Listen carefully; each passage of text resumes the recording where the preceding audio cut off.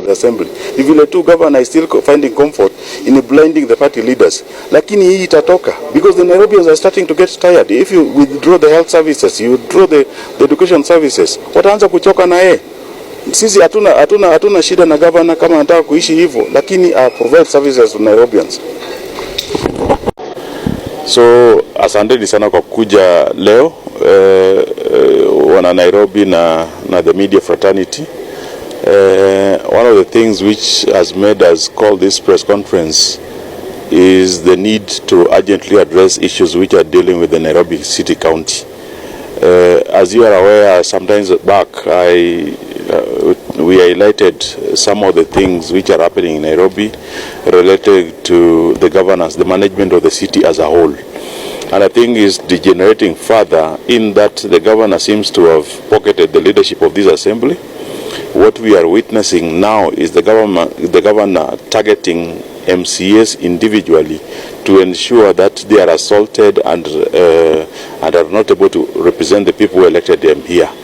It started sometimes back in Korogocho, where in Kariobangi, where an MCA, Joel Munuve, was attacked in the presence of the governor by people who are believed to have been hired by the governor himself. Yesterday, even in the afternoon, Kitosuru MCA, Alvin Dolando Palapala, at that time MCA, was violently attacked by goons who were hired by nobody but the governor of the Nairobi City County. If the governor thinks that the thuggery and the hiring of goons is going to change the course of his performance, I think he is very deluded in that, because I don't think that violence should be the way the leaders should go. I don't think that if you disagree with the MP or the governor, then you should be assaulted, or the president, you should be assaulted or done something wrong. What we are witnessing in Nairobi today is a result of the governor feeling that he is above the law.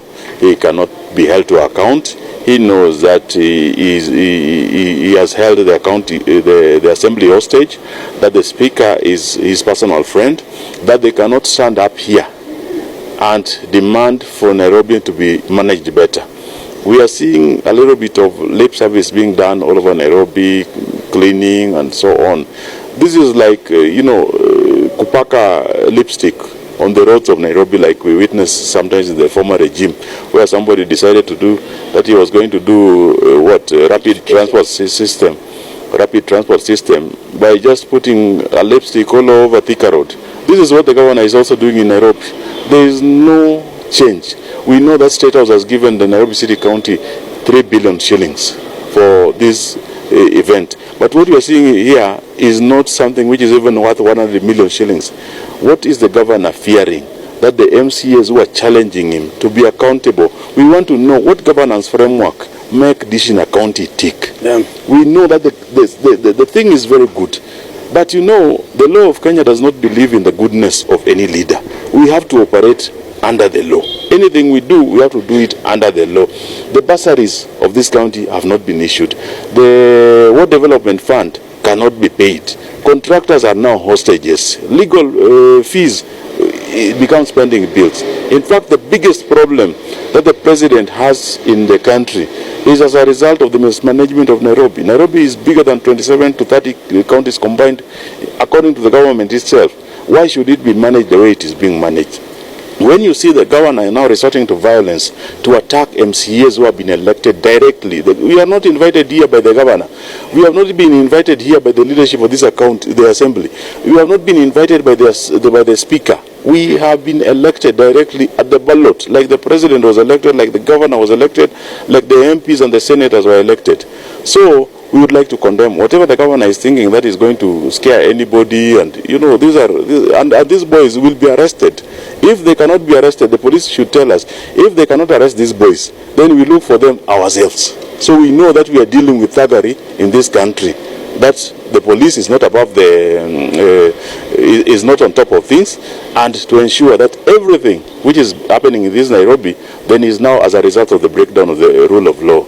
And so asanteni sana. I'll let ni governor kwa sababu ya vitu vingi sana. Kwanza juzi saizi unajua kulikuwa na supplementary budget which is laid in the floor of the assembly.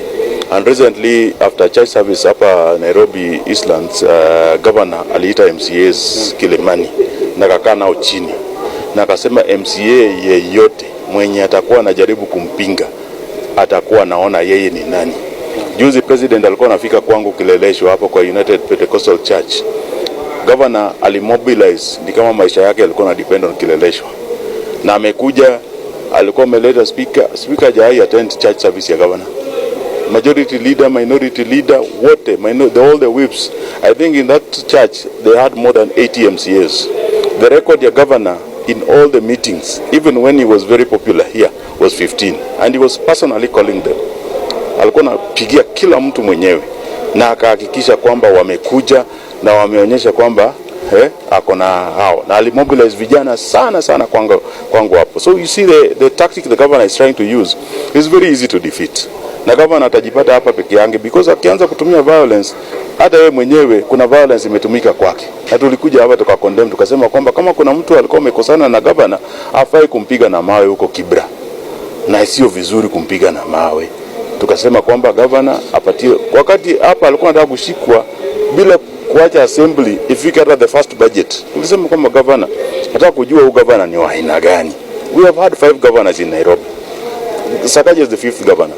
Out of these 5 governors, we are seeing a trend where Sakaja is becoming the worst governor. Apart from kusmile na Kiingereza mingi, atuoni kitu. Dimples. Atuoni. Wacheni kuambia hii dynamic ya hii assembly. Unajua Nairobi sio county assembly ya vijijini. And there's a very big influence ya leaders, ya political formations, ya both sides. Kuna watu wengi wako na sisi hapa. Kuna wakati sisi tuliondolewa, mimi niliondolewa park because of the questions I was asking the governor.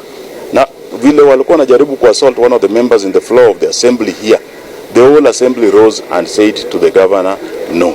Kuna watu who have been intimidated by the party.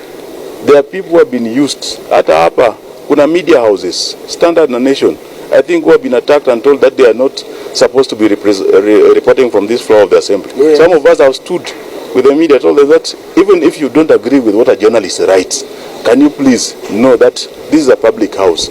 There are laws which are governing the operations of this house. You cannot decide on who comes and who doesn't come, and you even employ some of them to cause divisions among the journalists. We have told the speaker categorically so. So hii mrengo yetu, it is almost 75 to 80% of the members of the assembly. The vile tu governor is still finding comfort in blinding the party leaders. Lakini hii itatoka because the Nairobians are starting to get tired. If you withdraw the health services, you withdraw the education services, wataanza kuchoka na yeye.